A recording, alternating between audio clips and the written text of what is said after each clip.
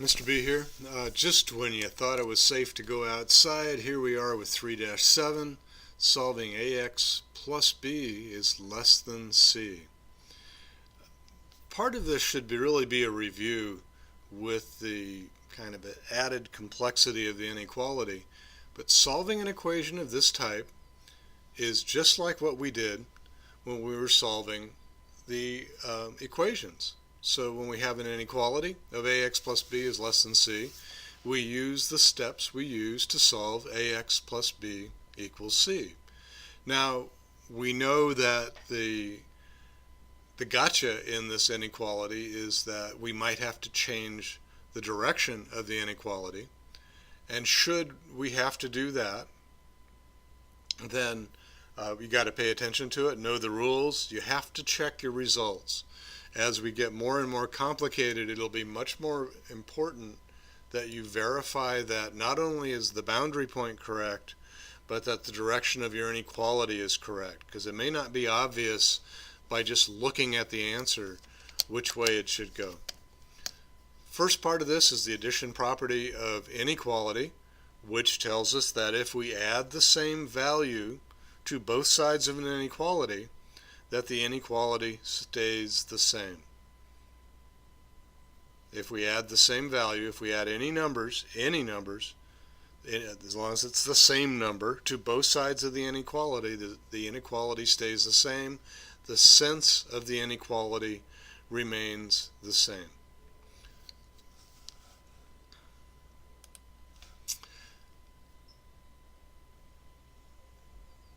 We've got a little discussion about the algebraic definition of subtraction, where we have b minus a is equal to b plus the opposite of a.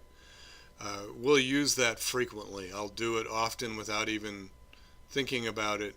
It means that as an addition problem, we can manipulate it. We can use the associative and commutative properties. Without having done that, we run the risk of perhaps doing an operation that's out of sequence. We've got a few examples in here. I'm going to go through some similar examples. You can read through these as you're reading through the lesson.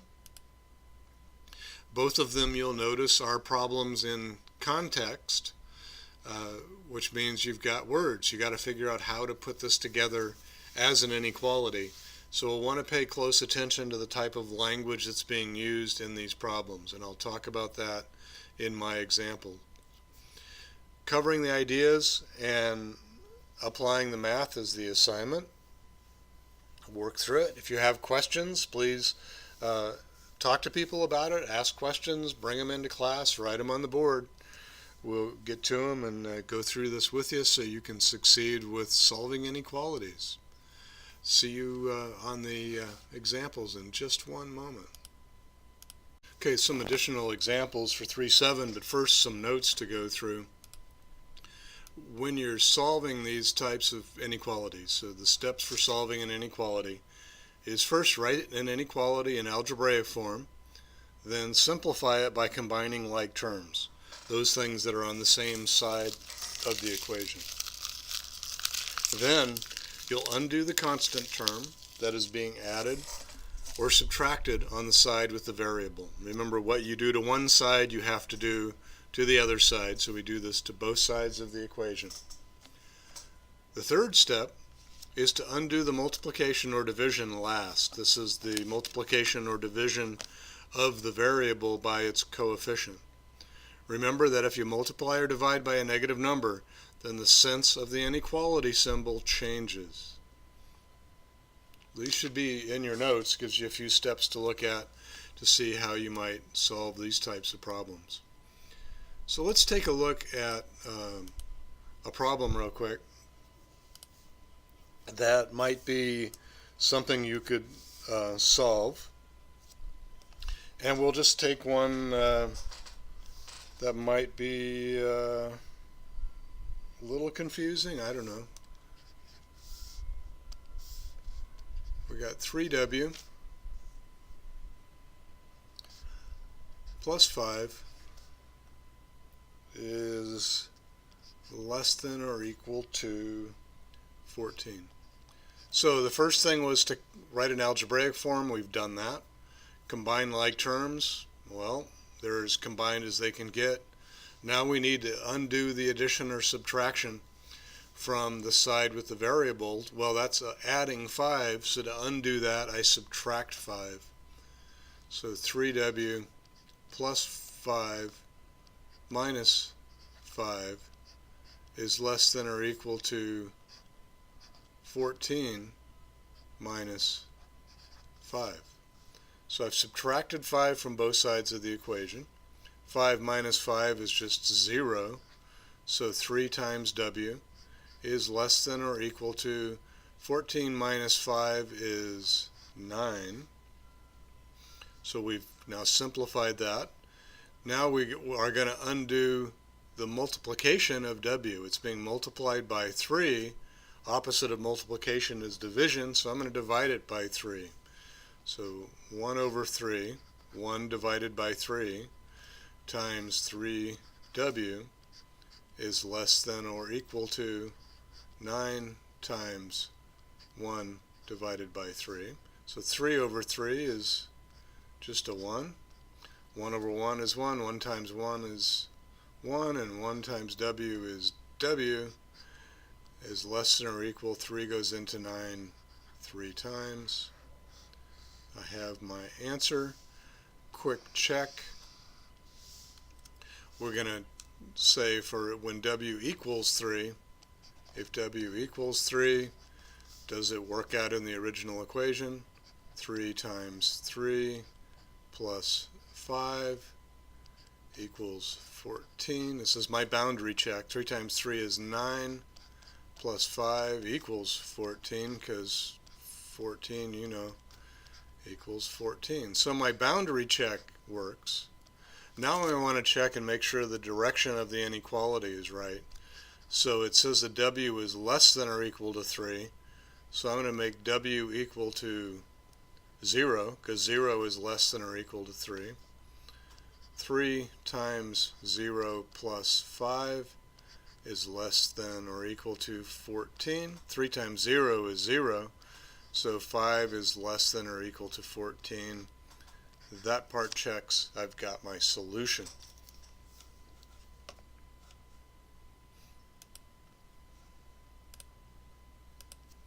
Alright, let's take a look at a quick word problem or a context problem that involves an inequality, and we can see that it involves an inequality because of what it says. An educational supply company does not charge for shipping orders of $450 or more. The or more part right here, that's the part that's telling us that this is,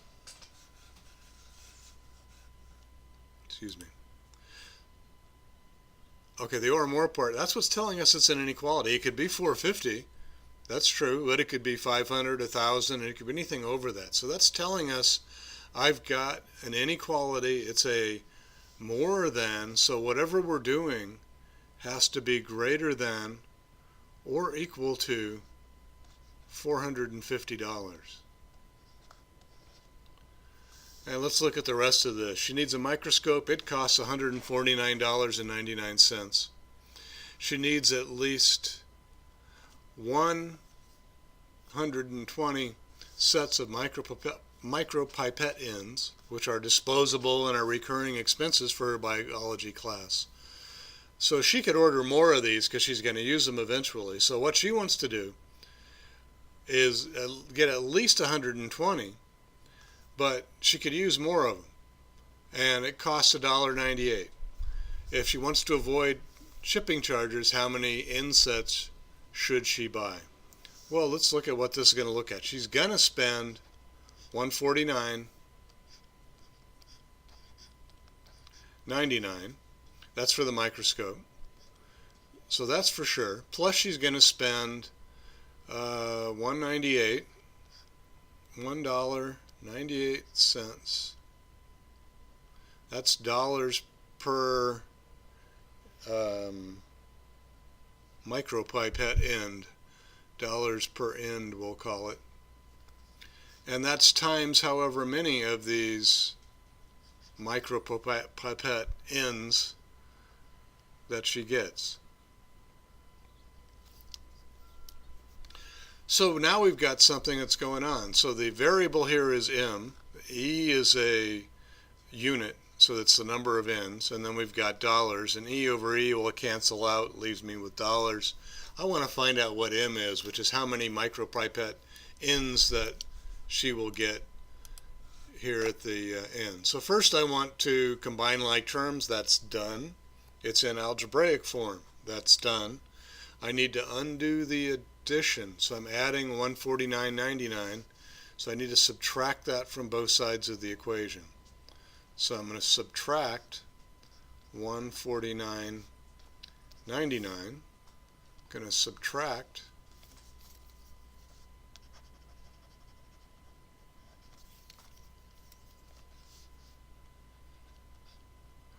149.99. Well, this is just going to be 0 plus my dollars per end, 1.98 m ends. And that's going to be greater than or equal to whatever this comes out to be. So 450 minus 149.99 is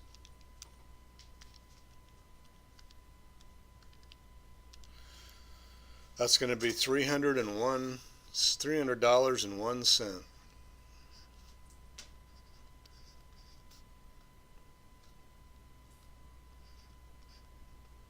So that's what that is. Now I want to undo my coefficient. My coefficient is $198 per end. The reciprocal of that is ends per dollars. And it's 1 over 1.98 times dollars per end, 1.98 micropipette ends, and that's still greater than or equal to 300.01. Well, I need to fit in my division here. I'll have to squeeze that in here. Try to plan ahead next time. 300.01 times 1 over 1.98, and this is dollars, and this is dollars per end. Okay, so dollars over dollars just cancels, end over end cancels, 1.98 over 1.98 cancels. I'm left with micropipette ends.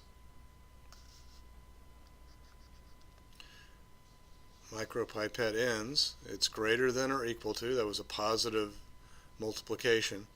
And now got my units wrong here. This is ends per dollar, right? Why didn't somebody say something? Holy cow. Just let me do that.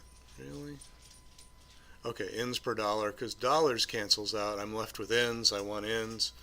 And so 300.01 divided by 1.98, 300.01 divided by 1.98 equals, okay, it's greater than or equal to 151.5, and then it goes on 202. I think it's probably a repeating decimal at that point. Well, my answer for this is, can she order half of a micropipette end? And the answer is no. If she only ordered 151, she wouldn't be above 450. So in order to get there, then we need to round this to the nearest ones place, and it's got to be greater than or equal to 152 micropipette ends. So that's our first problem in context. You want to check it. First you check the boundary, make sure that 152 works. Then you check, and so in this case 152 should be a little bit over because their actual answer was 151.52, but 152 is how many she will order. Next, we would look at some number bigger than this, so pick a number that's easy enough to work with, put it in and make sure that it comes out to be greater than or equal to $450. So that's our very first problem. Let's take a look at our next one here.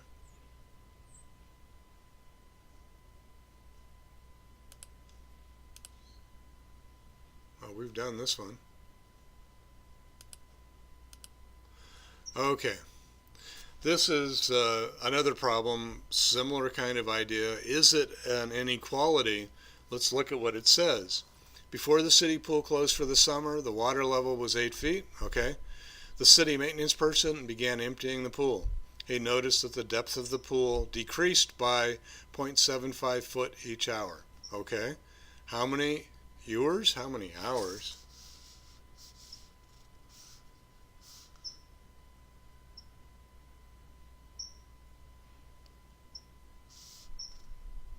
How many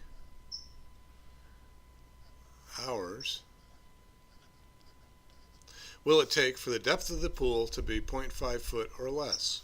Well, this is the foot or less, and so what we're looking for is we want it to be less than or equal to, because it could be 0.5 feet, so 0.5 feet. So we know we have an inequality. We started with 8 feet, then began emptying the pool, so we're taking it out, so that's a subtraction problem, and the rate of it is 0.75 feet per hour times hours, h hours. And h is our variable, hours is the unit of our variable. And because we want to have that hours over hours will cancel out, we're left with feet, and so we could get our answer. First, we've written it in algebraic form, so we've done that. Second, we want to undo the subtraction or addition. This is an adding 8 feet, right? So that's a positive 8 feet. Let me make this a plus a negative so it's a little clearer. So I want to undo that by subtracting it. So that's 8 feet minus 8 feet plus a negative 0.75 feet per hour times h. Hours is less than or equal to 0.5 feet minus 8 feet. Well, 8 feet minus 8 feet is 0, so I'm left with this negative 0.75 feet per hour times h hours, which is still less than or equal to, and 0.5 feet minus 8 feet is going to be a negative 7.5 feet. Now I need to undo the multiplication here, so I need to divide by 0.75 or multiply by the reciprocal of 0.75. So I'm going to undo that by taking a negative 0.75 over a negative 0.75, and this is times, and those units will cancel out because this is in feet per hour here, and down here this is in hours per feet. Well, this is in feet per hour too, but they all cancel out, and I'm left with h hours, which is what I want. Since this is a negative that I'm doing, I'm going to have to change my sign to be greater than or equal to a negative 7.5 feet divided by a negative 0.75 feet per hour. Our feet cancel here. Hours will come up to the top. And so I'm going to get my h hours is greater than or equal to, let's see, 7.5 divided by 0.75, and a negative into a negative is a positive, so that's going to be 10 hours. So we've got our solution here that tells us that this should happen in greater than or equal to 10 hours. We can check it. Again, you check your boundary first. Put in 10. Does it work out to be equal to 0.5 feet? Once you've done that, put in a number that's greater than or equal to 10. And with that number, now you have something you could try that would be something greater than, and it should work out there as well. So there's a few examples. I hope it helps you. If you have questions, bring them to class. Talk to people, talk to me, put it on the board. See you on the mastery quiz.